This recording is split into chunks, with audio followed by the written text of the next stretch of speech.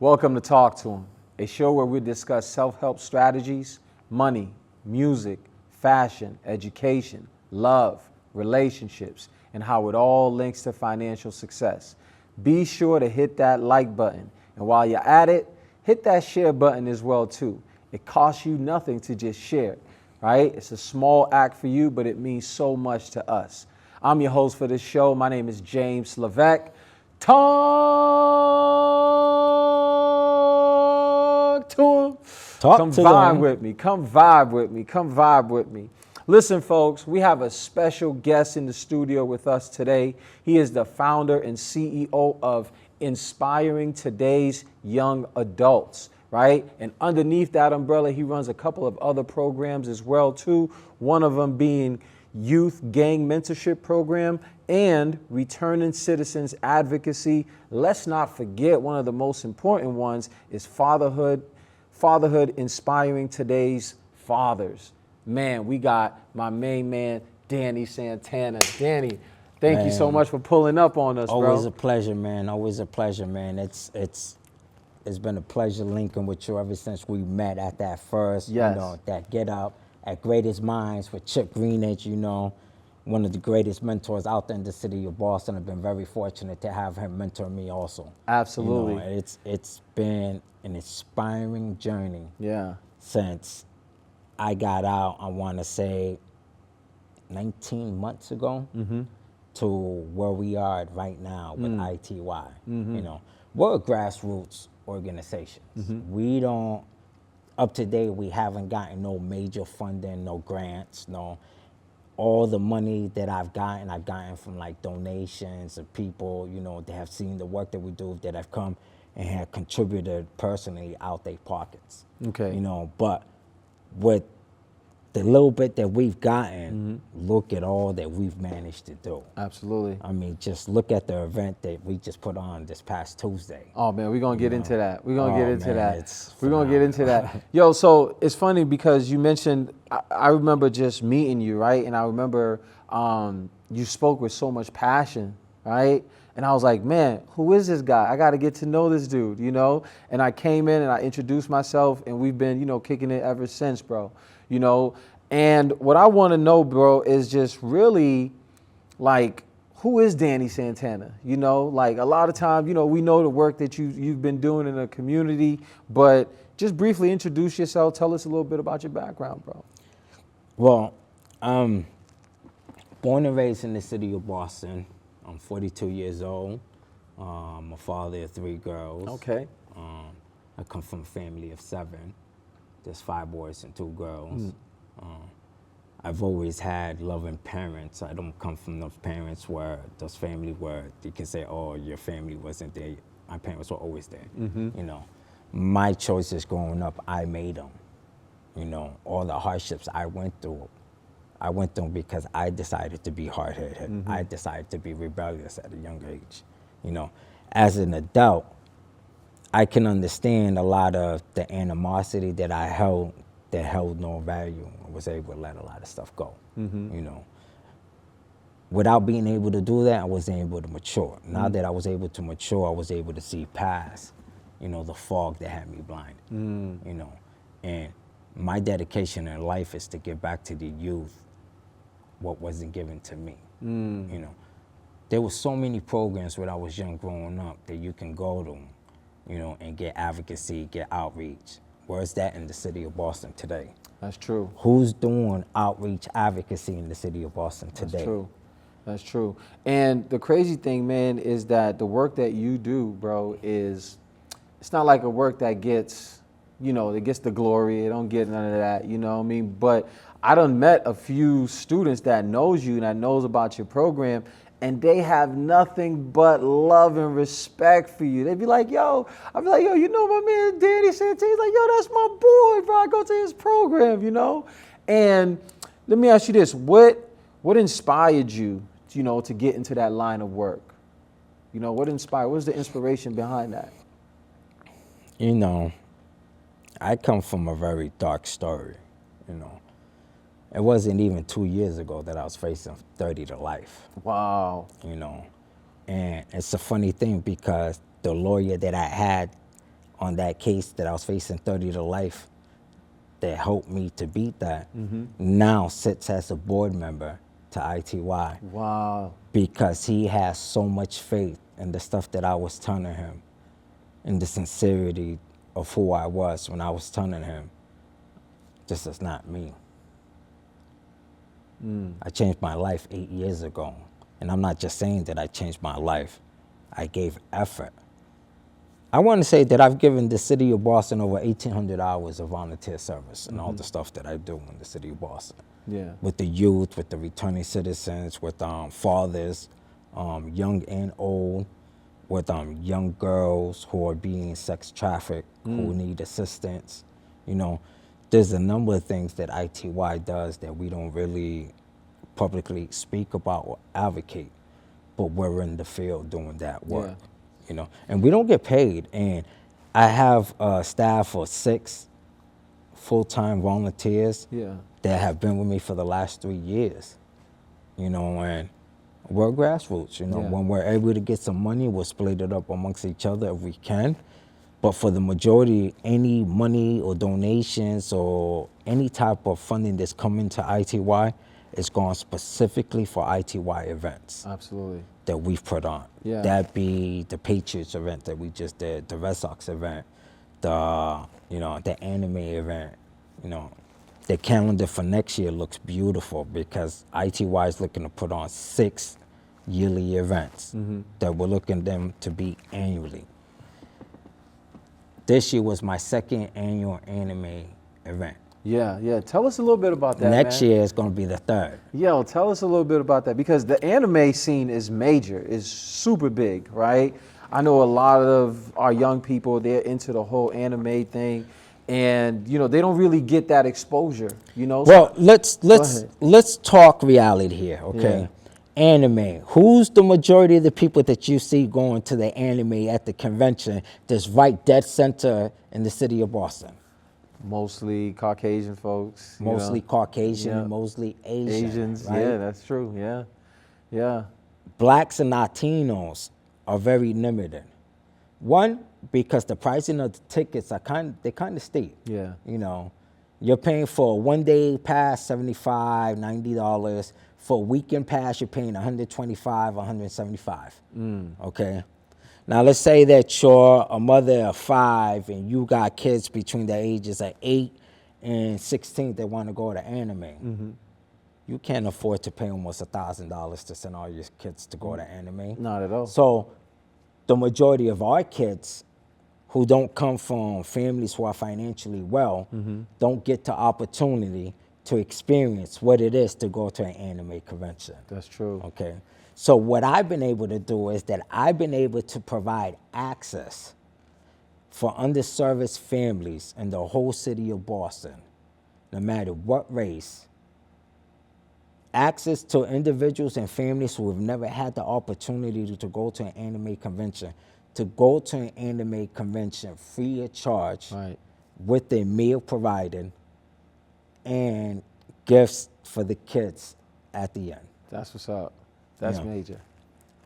The first time I did it with 75 people, and I ended up paying out of pocket, I want to say $4,200. Really? You know, and it was a learning experience about how to go, and it was this year, it was a little bit more smoother. You know, I was able to raise around $15,000 in sponsorship, and we took 250 youths along with 50 chaperones. So in total, it was 300.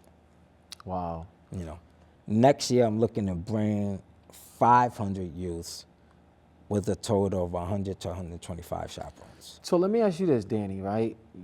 With the amazing stuff that you're doing in the community, you're exposing, our young people to these, anime, all these different things, right? Not just anime, but in different opportunities, through Chip Greenwich. Absolutely. The kids have an opportunity to advance their education, an opportunity to experience with the different colleges, all the black colleges, Hampton, HBAC, what's the other one? From down Georgia, the Spelman. Yeah. You know, these are black-owned colleges that our kids have an opportunity to go to, that they should go to, that they don't have to pay Ivy League money to go to. Right. But they have not been exposed to those opportunities. I agree. So through the collaborations that ITY has been able to make, through individuals like you, through individuals like Chip Greenidge, through individuals that are working at Harvard, we have an opportunity to expose our kids in the city of Boston that haven't been exposed to the opportunity that all the other kids in the suburban areas are getting to. I agree. Newton, Wellesley, Natick, Framingham, even Everett, as close as Everett. These schools are exposed to all these opportunities. So here's my Where question. are our kids? Let me tell you something, not to cut you off go ahead. real quick, right? I ran a summer program last year with 100 youths and graduated 88 out of 100 youths successfully, right? And out of 88, I want to say that I had 18 youths between the ages of 16 and 18 who could not properly sign their own John Hancock. Okay? Which goes to ask, what is our school system teaching our kids? If our own kids can't even sign in cursive their own handwriting that they need to sign a bank statement, to sign a contract for work, to sign a lease, or to sign to get your paycheck. Right. What is our school teaching our kids nowadays? I agree. So these are all the questions that surround why ITY does the work that they do. And we're grassroots. Right. I don't get paid for the work. I got to work 2-3 jobs to be able to survive, to be able to do the work that's my passion, and I still do it. So here's my question for you, right, Danny? Right? My question is, like, what challenges, right? Because in the line of work that you do, the line of work that I do, what challenges have you faced so far? You know, you already know the students, they're not able to even read at grade level, right? They're not able to even write their own penmanship, all these different things, right? What challenges are you facing, and how is it that you're able to overcome them? So this is the challenges that I'm facing. I'm able to acquire getting money for the kids for stipends for the programs and workshops that I'm running without an issue. People in the city, all around, they're quick, okay, the kids, no problem. I can't get nobody to sponsor me to help me with operational funding or to help me with a grant so I could pay a team of staff to do the work that they want these kids to get paid for. So I've literally been working for free. This is the second year that me and my staff have worked for free in the city of Boston and ran a summer program, but we did not get paid. I'm looking to run a fall program, mentorship with the kids, that's due to start November 4th and end May 30th, and I still haven't been able to acquire the necessary funding just to be able to pay 3 staff to run this mentorship program. So I don't even know if I'm going to be able to run this mentorship program, which is going to disappoint 20 youth who are waiting to start this mentorship program. Tell us a little bit more about the mentorship These program. are the hardships that I'm facing, that I have to continuously disappoint youth because certain individuals within the city tell me to do things, put things together, and after I put them together, it doesn't fall through. So then I'm left looking like a fool. I'm like looking like I'm just, you know, I told these kids to do this and, you know. And then you didn't come through, yeah. Those are the hardships that I'm dealing with right now, you know. Certain people in the city who might hold my past reputation against me or might determine me as being too aggressive because of how I speak about certain things. And, you know, I'm trying to learn how to be more cordial. I'm trying to learn how to be less aggressive, less passionate about things around certain people. I'm trying to learn how to be more administrative, you know. But the reality is, and people that know me, I'm not good at ever being a politician. Right. Because I can't shake hands with somebody that I don't respect. I feel who's in the community claiming that they're doing for the community, but they're really not, you know. But that's neither here nor there, you know. So I'm just going through a lot of hardships because there's no funding for the work that me and my staff are doing. right, yeah. So you talked about your program, right, that you got going on November 4th. Tell us a little bit about that. Is that the Ashmont Youth Violence Collaborative? No, that's not it. Okay. So It's the something else. mentorship program that I'm talking about is we're looking to run a mentorship program for about 24 weeks with 20 youths in different high schools in the city of Boston. Now, I meet with the guidance counselors, I meet with the principals, and we'll track their academic performances, you know, their appearances, are they coming to school on time, are they coming to classes, what's their grade level now, okay, and how can we help them improve the grade levels, and what are the metrics to get them from a C to an A? You know, how many times are we gonna meet with them? How many times are they gonna have group sessions? So my mentorship program is divided that I'm gonna pay them a 10-hour stipend, $150 a week. The students? The students, Okay. bi-weekly for 10 hours, right? 6 hours of the 10 hours is hybrid, it's on Zoom, right? So the first 3 hours is me one-on-one with the individual, having a check-in, about a weekly check-in, how's school going, what are your grades, what are you struggling with this week, how you feeling, you know, just like big sister, little thing. Right, You know, yeah. About 3 hours, then I run a workshop, a self-improvement workshop with them. Okay. Then the next 3 hours is a group session with the other kids involved, and I run one of the curriculums for the 24-week curriculum that I created, Okay. right? It's mandatory community service 4 hours on Saturdays, twice a month. It's mandatory. Absolutely. So then I get them to experience different community events, you know, volunteering at the food pantry, volunteering with Solutions at Work, doing the clothing, volunteering at Ashmont for the Youth Violence Collaborative, volunteering in Dudley, what's that? Oh my God, by Dudley Cafe, the baker. Oh, I know what you're talking You know, about. they got, Yep. you know, but they're gonna get a chance to get exposed to different things that Yeah. otherwise they wouldn't normally do.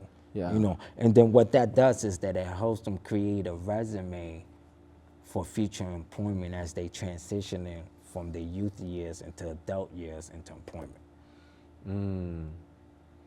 Okay. You know, so they're gonna be giving back to the community and volunteer work. They're gonna get $150 stipend just to meet with me, just to allow me to mentor them, to help them improve their grades, to help them improve their school appearance. If they should have any problems personal, if I got to give them different services, wraparound services. Because the majority of these kids, believe it or not, I end up working with the family too. And the family requires wraparound services where certain people in the family need individual counseling or family counseling, or the father might need a job, or he's a returning citizen and he needs services, or the mother's going through mental health, you know, problems and she needs, you know. So there's a lot of dynamics in the family unit in the city of Boston that make our population under service. Yo, so to me, I feel like working with the youth, a lot of these kids are hurt, you know? A lot of these kids are hurt and they don't really know how it is to process their emotions, right? And they may act out of emotions, right? Because dad may not be home, or they be gone. They probably gone. You know what these youth see? They see what I see, what you see. We see these families that have two mom and pops that are financially well, and you don't hear the behind the stories of these families, the dark secrets, the drug addictions, the spousal that beats on the wife, you know, or the father that molests the daughter type stories. Really? You know what I'm saying? You see families that come from mom and fathers that never went to college. Right. Moms and fathers that don't have life insurance. Mothers and fathers that don't have more than $30,000 in the bank. They ain't never opened up an IRA, ain't never had a 501k plan. Right. Moms and fathers, they ain't never owned property, that can't tell you the importance of a credit score, why you gotta have a credit score, why it's important to start it young so that you can buy a property. You know what I'm saying? We don't have that.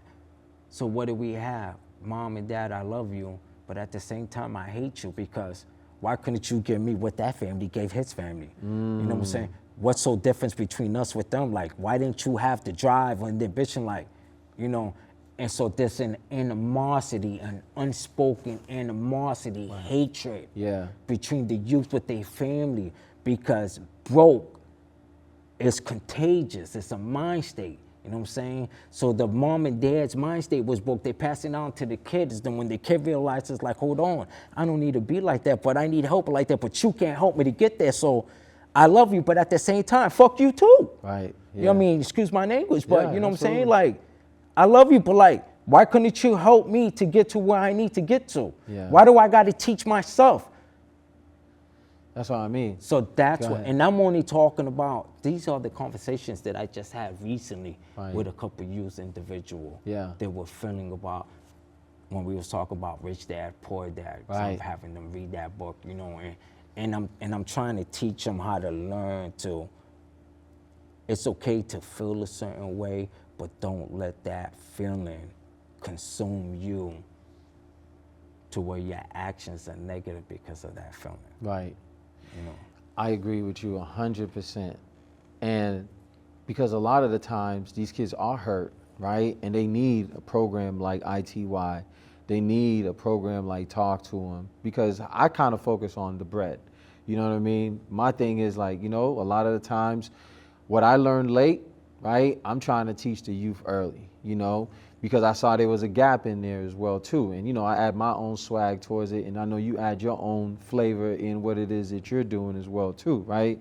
My question is, how do we deal with those emotions, bro? Where it's not like combative, where it's not like, yo, we know how to process these emotions. Yeah, we feeling them. We might have that hate towards our mother, towards our father, towards whoever, right? But how do we process that and do something? That's why youth violence is on the rise, because they don't know how to process the emotions of the disappointments that they feel. These are disappointments, you know, and these kids don't know how to process the emotions of the disappointment that they feel, so they act out in violence when they're amongst peers. You know, it's the same. Take an individual and put him with 100 Christians, he becomes a Christian. Take an individual and put him with 100 criminals, he becomes a criminal. You know, the youth are just following the trend that they seeing, the trend that society's allowing to exist. All right? All them kids in South Bay last year that were going over there, they had those big youth get-ups, so they was attacking shoppers and senior citizens. And, Wow, really? yo, I didn't even hear about that. So tell us a little bit about that. Last year in South Bay, I want to say for maybe 2 months straight, all the youths in different parts of the city were congregating at South Bay Mall. And they were fighting. And they were attacking pedestrians. They were attacking police officers. Wow. They was attacking women, pregnant women with children. They was attacking old men. It was a big, serious issue, right? But it took about 2 good months for the police to really get a hold of that situation, to be able to be like, hold on, this is a serious problem. You know, that's what's going on in the city of Boston right now, that these kids don't have an outlet to express what they feeling, to express what's going on, to express they need a financial assistance. They don't have the financial education that they need to get out the struggles that they perceive at the moment, because they family weren't financially educated to teach them. So when they get instructors like you and I, they teach them the book, Rich Dad or Poor Dad, or they teach them the financial literacy course that you guys have, or the financial literacy course that we've been blessed to provide with TD Bank that we're showing the kids, you know. It's like, this is common sense that should be passed on from mother to daughter, father to son, how the Jewish people do it. What does a Jewish kid at the age of 16 have at his bar mitzvah that you and I, our culture doesn't do? What do they have? Some money. What else? Family. You got what that? else? Culture. A credit score of 700, because all their credit scores have been piggybacked from their grandfathers from years before, from the minute that they was born. Absolutely. So not every, but the majority of all the Jewish kids at 16, 17, 18, they bar mitzvahs and all those kids start life with a credit score of 700 and with at least $50,000 to $100,000 in the bank. Waiting for them. Easy. To invest in their own business. Easy. So let me ask you this, right? So whose fault is that? The reason why I asked that is because I'll be 42 in November 2nd, right? You're 42 already. Whose fault is that? Because I feel like sometimes we may have to take a little bit of the blame as, you know, as the big bros, right? Because when we was coming up, I remember when I was coming up, if I was doing something wrong in my community, right? If I was doing something wrong, we'd have the big bro like, yo, what are you doing, bro? Come on, get out of here. Now, I remember me coming up as a youth, right? Coming up and I'd see like little kids doing certain things. Personally, I never was the one to be like, yo, what are you doing? Stop doing that. Maybe I'll do that now, right? I'll do that now, but coming up, I never really was like, yo, what are you doing? Get out of here. You know what I mean? I never did that. So whose fault is it though? Because I think we have to take a little bit of blame as well too. I mean, at the end of the day, it's our parents' fault, but to an extent, because you can't fault them for something that they didn't know, that they was never taught themselves. True. You know, so when we become enlightened, when we learn how to advance ourselves, whether it's financially, emotionally, mentally, or physically, you know, it's up to us to share that knowledge, to share that wisdom that we're learning. Right. You know, when I go to buy a house, I don't want to go to buy a house by myself. I want to go with a team of brothers that I've been from the beginning. Right. We entered the first home buyers program together. We did the credit raising together. We get the financial literacy together. We went and looked at the houses and fixed them up, and now we're going to pay together. Yeah. That's how I want to do it. But our parents weren't educated like that. They weren't raised like that. They were raised everybody for themselves. Right. Yeah. Okay. Yeah. So, yeah, I was fucking mad at my father. Yeah. My father's a military man. You know? Like, my father wasn't a normal, like most fathers that, like, my father didn't go to prison. My father wasn't a gang member. My father was a military man. Mm-hmm. He came from a good family, had a good living, had a good upbringing. But I ended up a gang member. I ended up in the streets. Because you felt like you was mad at your dad? Because there was a discord. There was a hatred between that I felt that I didn't know how to express. I didn't know. So I rebelled and I did what I did. And F him, I'm going to do what I do. Right. You know? But 42, I wish he would have spent more time with me. Yeah. I wish he would have been like, yo, hold on, nah, you ain't doing it, and put a foot up my ass. Yeah. And be like, let me show you. Yeah. So you don't have to suffer how you suffer when you become 42. So that's what these kids want. They need that. If that's what we feeling right now, is you and me talking real as men. Yes, sir. Okay? Now imagine a 16, 17, 18-year-old that don't even know how to wipe his ass right. Let's speak real. Right. You know what I'm saying? How's he supposed to understand those emotions? Right. You know, when you got older dudes telling him being a man is you got to do this and do that and have that, you know what I'm saying, that false ideology with being a man. Right. Because having money and having a car doesn't make you a man. Absolutely. You know what I'm saying? You being a playboy, sleeping with this, going that doesn't make you a man. We know what makes you a man. Absolutely. Are you supporting your family? How many jobs? You know what I'm saying? What are the sacrifices are you making to be able to make ends meet? That's what makes you a man.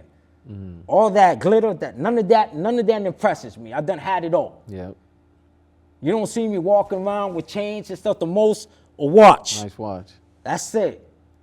Because I'm not living that lifestyle no more. Right. You know what I'm saying? But for the young people, that's all that matters. Yeah.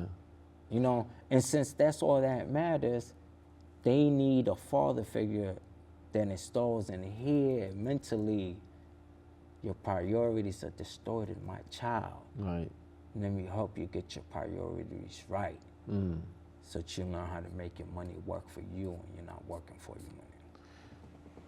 Here's the thing, too, and I agree with you 110%. The thing is we have our eye gate and our ear gates, right?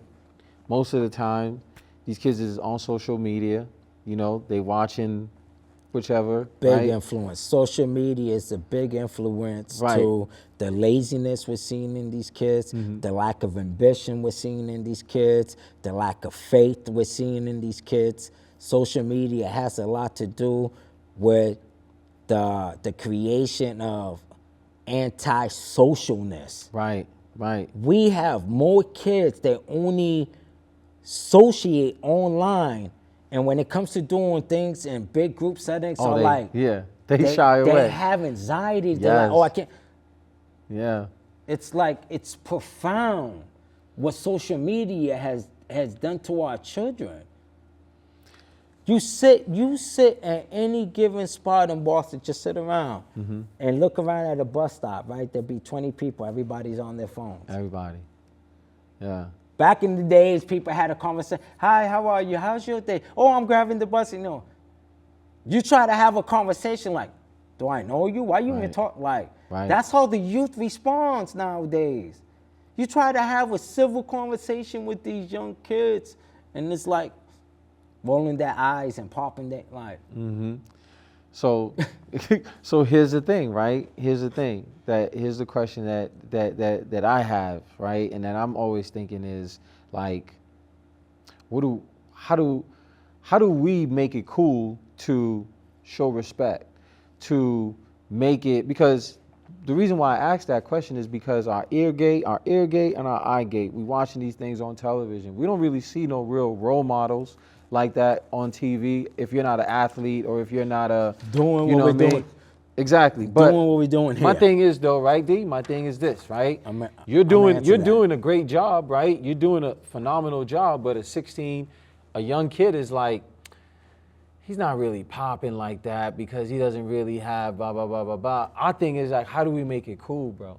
You know what I'm saying? How do we make it cool that, When you look at this picture right here, Yes, what do you sir. see in this picture? I see youth, I see older folks and I see people. What kind of older folks do you see in this picture? I see some Caucasian ladies. Or I don't know if she's Caucasian. Or A she might be couple Spanish. program directors, a couple all these police things. officers. Yes, sir. Right? Yep. MBTA Youth Task Force. Absolutely. Yes. Right? And look at how many youths are there. There's a few of them. Right? The majority of these youth, in the beginning of my summer program, all refused to take any type of pictures with the MBTA Youth Task Force. Really? None of them, because they all had a stigma that they were the enemy. That to talk to them, that it wasn't okay to talk to them. And I said, where? Where is there a rule that says it's not okay to talk to a police officer? Where is there a rule to say that it's not okay to associate? None of them, right? Throughout the summer, they would see them every morning. They got familiarized with them, the officers with the youth with the officer.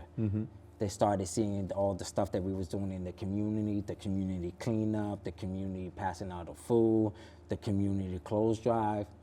You know, by the end of the summer, when it was time to take the pictures of everything that we was doing, look at how all of them stood by. It was love. Without a problem. It was love. Right? Because you got to be the example. Right. To show them it's okay. Right. You know how we're going to get the youth to start changing their mind state? When they start seeing individuals like me and you out there, how I'm trying to do with the Ashmont Youth Collaborative. Yeah. This is why we need volunteers from 1 to 4 on Monday, Wednesdays, and Fridays. Tell us a little bit more about to show the youth that the community cares, to show the youth that we're not going to stand for the youth violence. We're not going to allow for a group of little boys, 13 to 17 years old, to stomp out a senior citizen between 55 to 63 years old. That's not going to happen no more. We're not going to stand by while a 14-year-old girl that's pregnant gets stomped out for like 4 males that are 16, 17 years old. We're not going to stand by that no more, okay? We're not going to stand by where there's a group of kids, they chase a father with his child just because he asked them to please put out the weed on the train when they shouldn't be smoking weed on the train. We're not going to allow that no more, okay? Your parents don't care about you. They don't want to be out there, but we're going to be out there. We're going to show you that we care about you. We're going to show you that we're out there to support you. And we're going to show you that we're out there to make sure that nothing goes down that's going to harm you.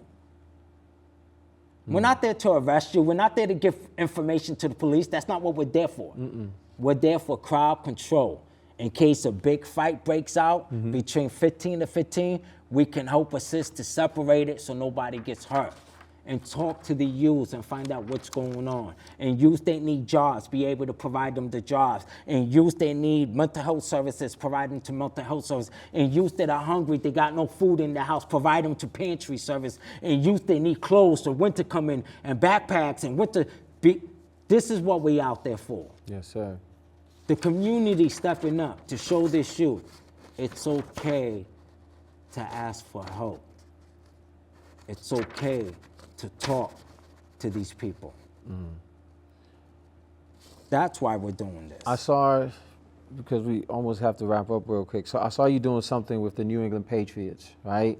It was like a meet and greet with the Patriot player, Jaheim Bell. Tell us a little bit more about that, bro. Yeah, so we did on October 22nd a meet and greet with New England Patriots, Jaheim Bell, in honor of the youth of ITY and recognition of all the work that we've done in the past year and a half with the youth in the Ashmont area, primarily around the youth violence and getting the kids to do workshops on violence intervention and prevention and understanding civic engagement and responsibility. It was an honored event. The city presented me and my assistant director with a certificate in recognition of the work that we're doing. And we didn't get it broadcasted on the news the way we wanted to because the Celtics, took all the spotlight. Stuff. Yeah. But hopefully we get it out there. But it was an honor. Yeah. It was an honor, and Jaheim Bell signed a bunch of hats and shirts for us to do fundraising, to raise money, to help us, get some operational funding. And he's looking to do more events with ITY and support and sponsorship. So, and it's crazy too, not crazy, but it's a great thing because there's a lot of organization. Matter of fact, another Patriots player, Dedrick Wise, he does some amazing work in the community as well too. So big shout out to the Pats, You mentioned something that I just want to touch upon as well too, right? Like returning citizens, right? Returning citizens. So what are some common misconceptions about people who are returning home? That you're like, that's not even the case. What are some of the common misconceptions, and how is it that we can actually get these folks who are returning home, right? Get them acclimated into society, because it's hard, bro. You know what I mean? I've never been. Go ahead. There's a lot of opportunities for returning citizens, but the reality of the truth is that with as much as opportunities that are out there for returning citizens, those opportunities only go for a certain few. you got 1,800 returning citizens, and only 115 of those 1,800 returning citizens get a chance to get those opportunities. Wow. So you got a lot of returning citizens that are struggling with housing, employment, transportation, food. You know, you got a lot of returning citizens that are coming home, that are being released. So like, okay, you just did 10 years. Here you go, here's $300, and didn't have a discharge plan put in place. Most places say that they do, but they don't. The only real place that's really doing discharge plans for people is Sheriff Steve Tompkins out of South Bay.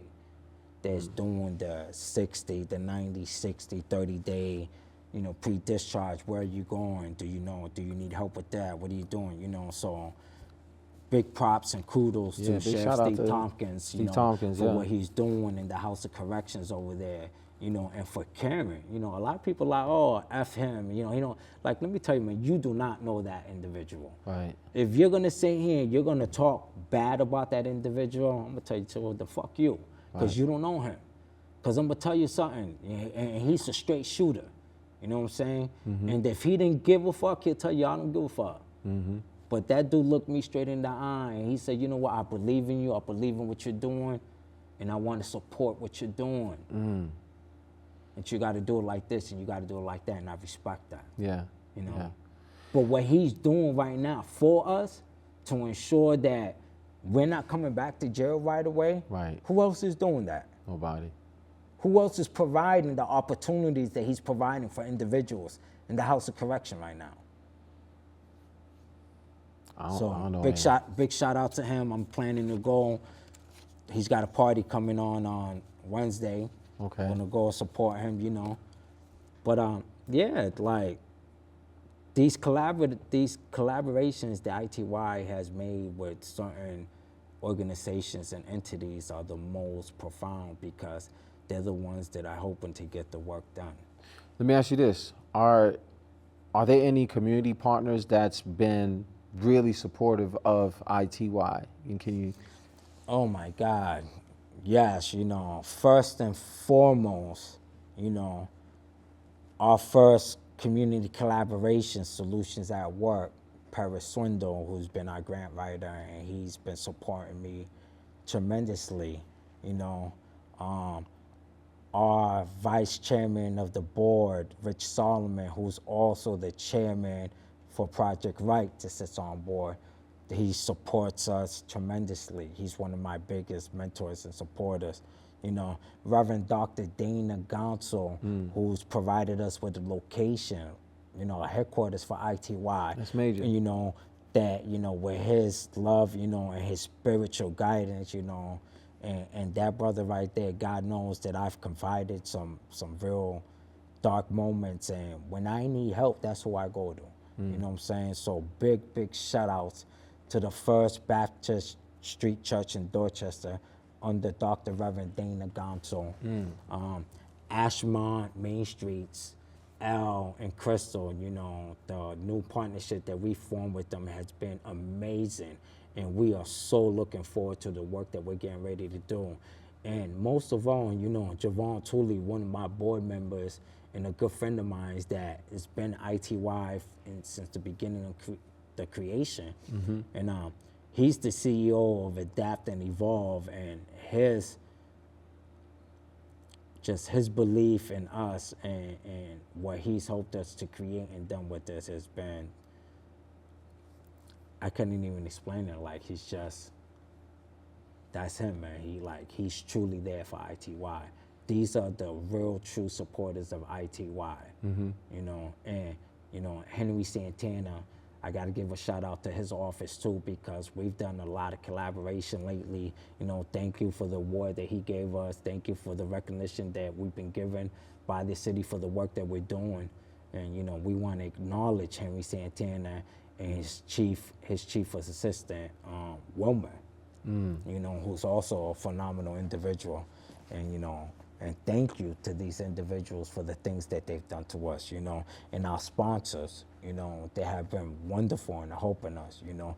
United, New England United for Justice, my homegirl Mimi Ramos, phenomenal. Thank you so much for all the mentorship, all these years, for all the support that you've done for us, you know. And those are the main people that I would want to acknowledge and thank, because they're the ones that have true belief in ITY. Absolutely. Especially Rich Solomon. You know, God bless that brother. That brother has been like a father figure to me, spoken truly. And truth be spoken, I rely on his guidance and mentorship. He's the type of father that I wish my father would have been. I feel you on that one. Let me ask you this. How can people support ITY or get in contact with you, bro? Oh, please look us up on the www.itu.org, or you can go straight to our webpage. We got a donation button. You can donate through there.